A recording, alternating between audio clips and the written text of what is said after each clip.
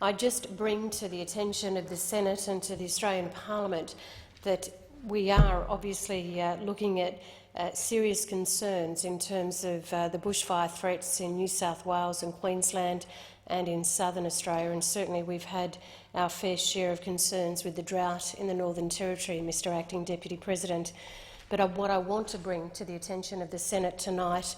is something that is personally very difficult for the families of Central Australia. On the weekend, a 19-year-old man was killed at Yuendumu, nearly 300 kilometres southwest of Alice Springs, northwest of Alice Springs. And unfortunately, this was a case of involving police, so it's considered as a death in custody, Mr Acting Deputy President. And I bring this attention to the Australian Parliament because relationships more broadly in this country between police and First Nations people has always been tenuous. I am here with Senator Pat Dodson, who we all know was involved with the Royal Commission into Aboriginal Deaths in custody in this country, and the concerns then in the 1980s and 1990s that First Nations people have had about the relationship with police in Australia.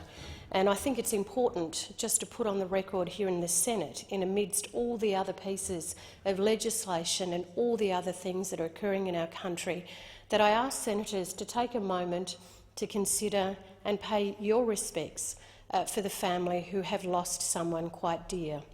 The Warlpiri people of Yuendumu are in sorry business. They're trying to deal with this tragic loss. The people of Alice Springs are trying to deal with this tragic loss. The police force and the families of the police force of the Northern Territory are trying to deal with this tragic loss. And I just ask the Australian Senate to be respectful of the fact that there is incredibly tense situation in the north, in the Northern Territory. And I certainly pay my personal respects, Mr Acting Deputy President, to the families, to the Walker families, to the Warlpiri families, to all those who are related to the young man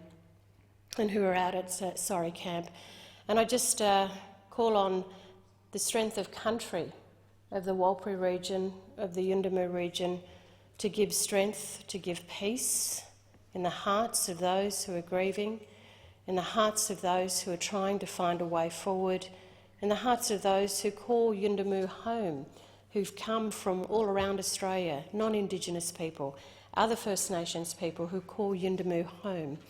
I ask this Senate to think about them, to reflect on the fact that peace needs to be felt in all hearts,